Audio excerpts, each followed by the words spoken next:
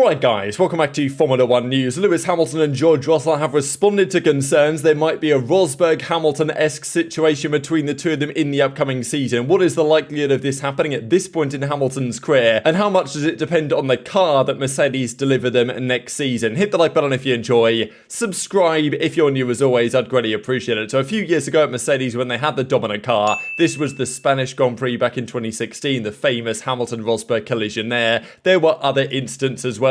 This was at Austria when, I mean, this is pretty outrageous to be honest. Nico Rosberg just decided not to take the corner. And yeah, many such collisions between the two of them. And largely you could argue not just because they had two alpha drivers, you could argue at Mercedes at the time. Rosberg, of course, won in the equal machinery in 2016. Hamilton won on the other occasions before then, 2014, 2015. But their car was so much better than everybody else's. And they had two drivers, honestly, competing at a pretty similar level that, like, these collisions were inevitable. Now, if you have a car that isn't so like dominant compared to the rest of the field, then maybe they would have felt like they had to work together a little bit more, given the fact that the constructors at this point was always guaranteed, and it was a matter of who actually would win on the weekends and win the Drivers' Championship. Now, this season between Hamilton and George Russell, the first teammate since Rosberg that's actually been really competitive with Hamilton on a race pace and a qualifying level over the course of a season, and he was expected to be competitive with Hamilton. Indeed, he was this year, beat him in terms of points, was outdone in terms of qualifying, I guess one each over the course of the season. But they're fighting this season, which there was sometimes it occurred on track. There wasn't like too many crazy fights between the Mercedes pair, but it did happen, and generally it was relatively clean. There was one instance back in the Netherlands where it looked like George Russell might have gone into the back of him almost, but he eventually gets the move done here after the safety car drama that happened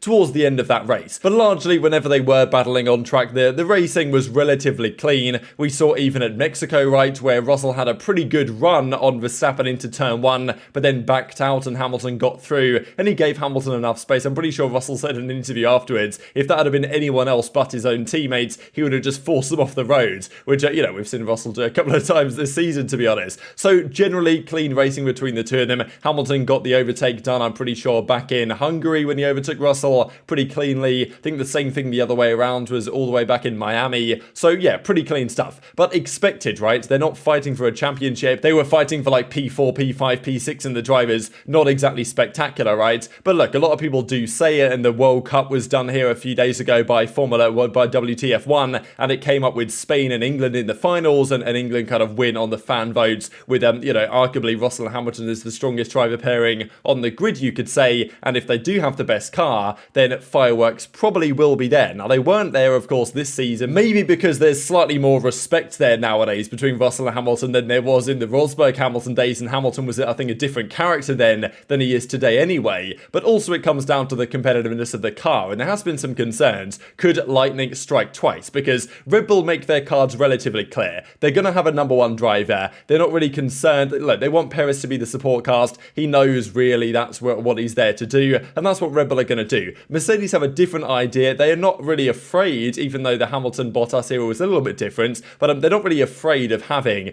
two drivers on a similar level in the car and just see what happens and just say, look guys, race fairly and hopefully it's okay. And they probably have learned a fair bit, to be fair, from the Rosberg-Hamilton saga, have had to prevent that situation occurring again. But look, they still won all the championships. It just wasn't the prettiest on and off the track. So George Russell and Hamilton have kind of commented on this throughout the season. He was asked, Russell, back in July, right, you know, how does it feel to be ahead of Hamilton? He says, look, I'm not here to fight him. We're here to try and fight as a team for race wins. And then Hamilton also said later in the season, after it was pretty much over, if George finishes in front of me this year, it's not really a problem for me. We leave at 5th, 6th, 4th, 6th place, whatever it turned out to be. It would be a different story though when it came to 1st and 2nd place. This is kind of the key quote here from Hamilton. Like, look, he's not just going to accept next season, let's say Mercedes have the best car. Probably unlikely, but who knows what's going to happen there. If Russell is, you know, there and they're competing with Hamilton for the championship, then things are going to get interesting, right? Because Hamilton wants his 8th, but Russell is not just going to let Hamilton through for the 8th world title. Like, he doesn't know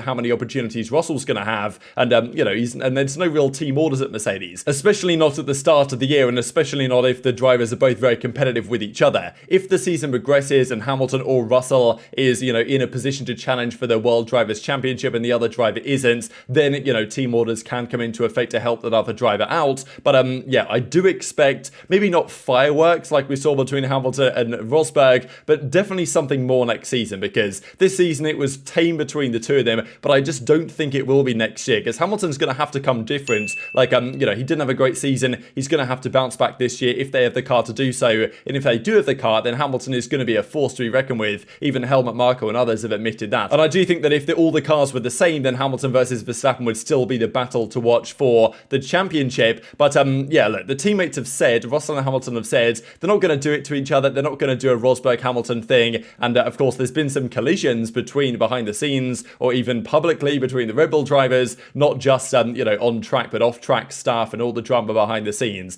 Seems like, and probably this has been true to a degree, that because the team has had to come together more, Mercedes, and try and fight back up the hill really against the tide of the W13, they've probably had to come together more than they have in the past. When Mercedes were dominating, then the pressure is off Hamilton and Rosberg in that case to, you know, kind of, well, fight the car and deliver performances for the team. It's more like, okay, how do I serve myself, because we've got the car there. So Hamilton's perspective is, look, I'm a lot older now, I've been with the team for so long, so managing whatever challenges we come up with moving forwards, we've been through so much, I don't think it's going to be a problem. So kind of, you know, impressed by Russell and saying if there are any dramas, our working relationship is strong and there's going to be no issues. So look, I don't expect we're going to get a repeat of what we had in 2016 and even previous to that, but I do expect a little bit more to happen in the upcoming season, as with the other driver pairings as well, if the cars are more competitive. And Russell is not, you know, he's not sitting back and saying, you know what, if we do have the best car, Hamilton can get his 8th and then I'll go for it. He's like, well, like, I'm ready to go now. I've had a good season. I've beaten Hamilton my first season. Gonna try and do it again. And Russell's got that ambition, and why might he not, right? I mean, look, if you're team with Lewis Hamilton, that is probably one of the best benchmarks you're gonna get. And if they are both in with the shout next season, then, you know, I think things are gonna get very entertaining indeed. Also, speaking of Toto Wolff, Hamilton, the Mercedes situation, the contract is due to be signed relatively soon.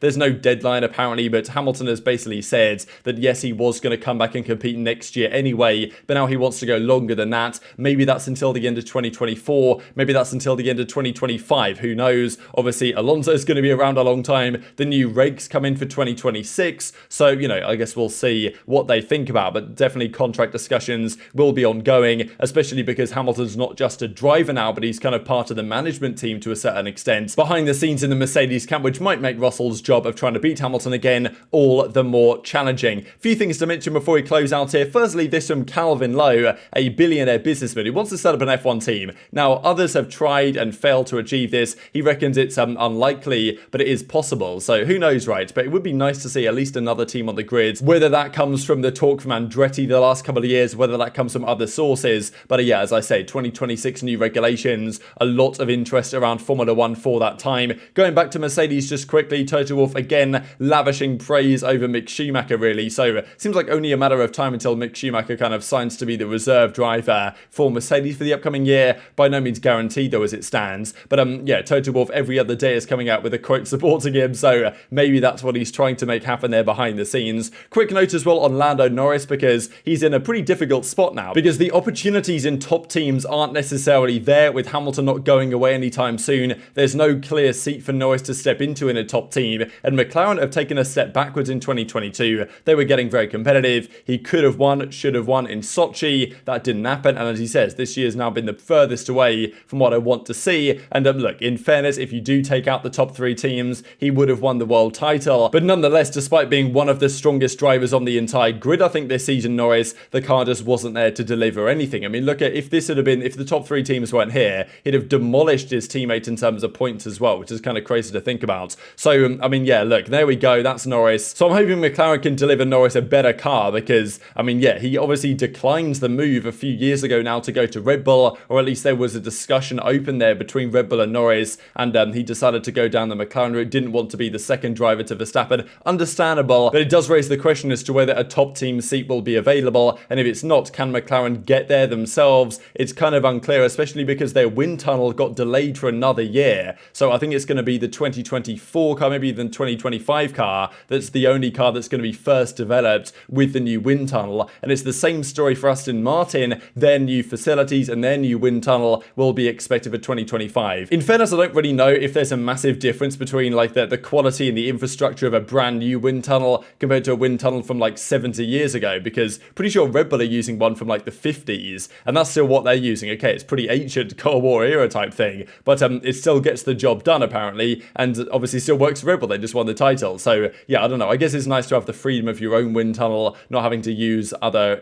facilities and other resources. But still, maybe Aston Martin and McLaren on a similar trajectory over the coming years. But very much enjoyed your thoughts in the comment section below. Hit the like button if you enjoyed. Subscribe if you are new. Take care, and I'll see you next time.